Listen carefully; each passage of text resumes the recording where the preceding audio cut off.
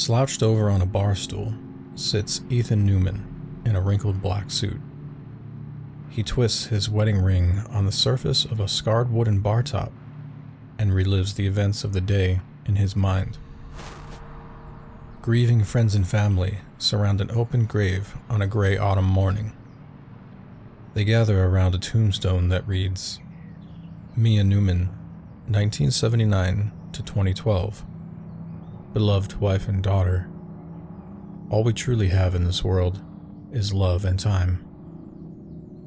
Ethan stares into his deceased wife's grave with swollen, vacant eyes. He barely hears the priest, who somberly offers prayers. In Mia and Ethan's home, guests chatter about the room with silent whispers and condolences at the repast gathering. A framed photo of Ethan and Mia in a park peers down from the mantel. The blue scarf wrapping her head and warm, enchanting smile in the picture attempt to conceal her apparent state of frailty. Later that night, the toll of loss is nearly too much to bear for Ethan as he sits on the edge of Mia's bedside. He holds a revolver between his teeth as a torrential storm of tears stream down along his face. His breathing quickens with determination fueled by pain, then steadies as his trembling finger retreats from the trigger. Ethan sinks deeply into himself.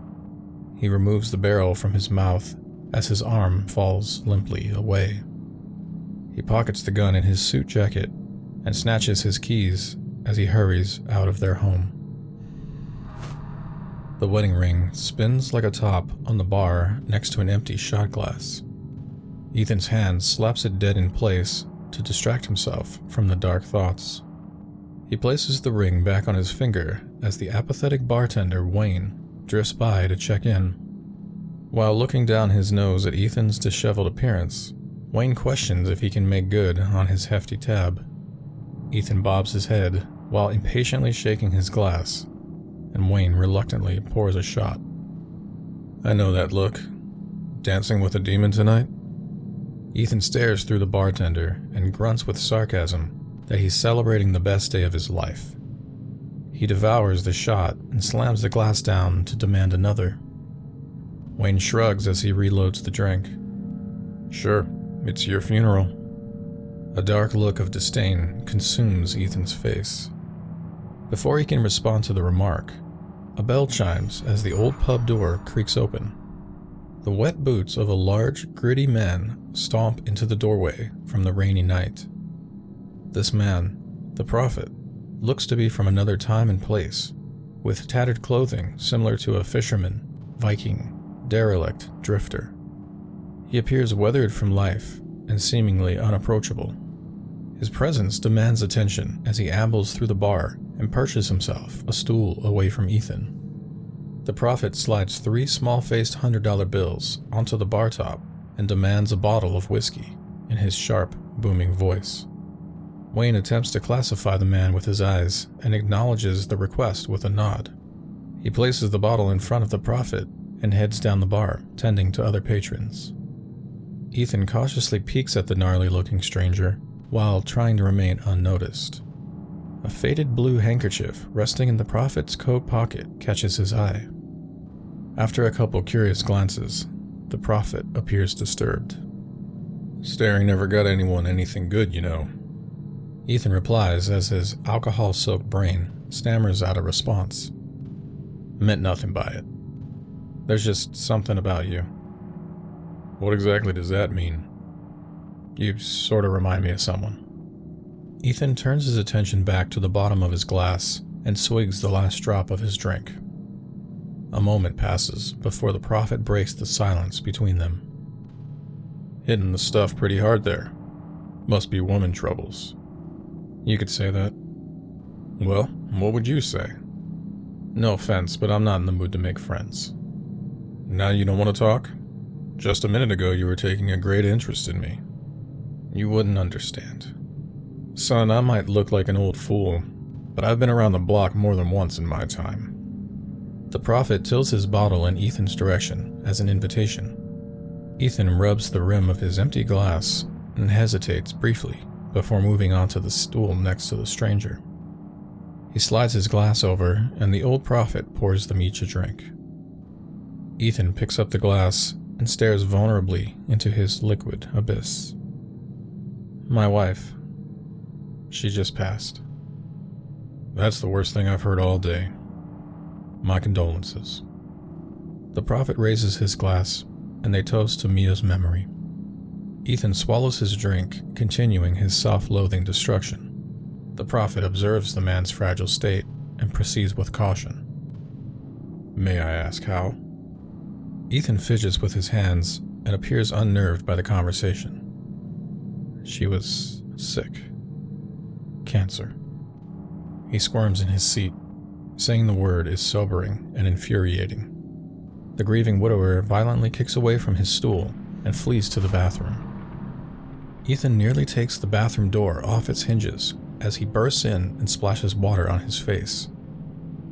He grips the sides of the sink and stares at his reflection in the mirror with pure contempt. After a moment, Ethan tries to collect himself with a few deep breaths. He places his hands into the pockets of his jacket as a look of panic rushes over his face. He pulls his pockets inside out, revealing his gun is nowhere to be found. Ethan frantically pats himself over and rechecks the surrounding area before heading back out to the bar. The worried man surveys the empty floor by his stool while trying not to draw the prophet's attention. Look, mister, thanks for the drink, but I need to get going. It gets easier, you know. What would you know about it? The prophet reaches inside of his coat and removes an item that he carefully places in Ethan's hands. He glances subtly at the object under the bar top to see it's his missing revolver and quickly secures it back in his jacket pocket. In a daze, Ethan falls back onto his bar stool. I can't go on without her. Life is a gift, son. Then why was hers taken? She's my world. I prayed every day for her to get better. For some unknown reason, that was her path. Whatever God you believe in isn't some genie. He provides signs, ways for you to see your own path. It's up to you to accept the journey. My journey is pain and loneliness? Sometimes it is. Ethan looks to the prophet with an expression of naked vulnerability. You see, life moves along like this. The prophet gestures with his hand to create a spectral waveform floating in the air. Ethan is captivated as the drawing appears written in light before his eyes. He glances around at others in the bar, but no one else seems to be seeing the illuminating line. There have to be valleys in order for there to be peaks. While moving his hand in a wavy line, the prophet makes a connection from one hand to the other, sending it in a new direction. Our paths connect with others along our journey, some for a short while, others for longer, and they help us grow, learn what it means to live.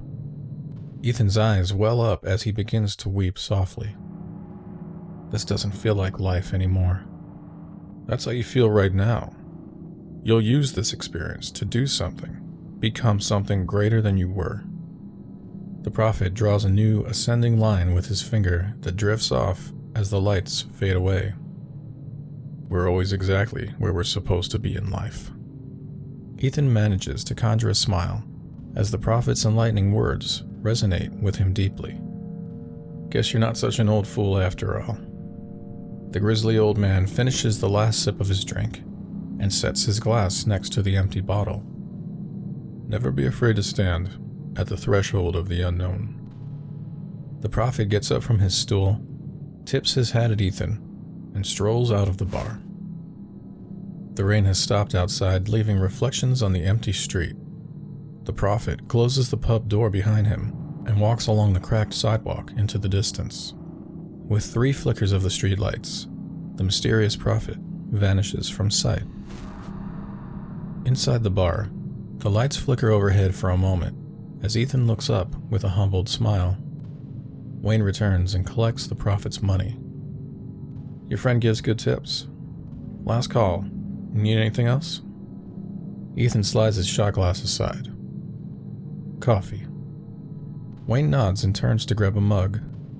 Ethan gently twists his wedding ring around on his finger and whispers to himself, "Best day of my life."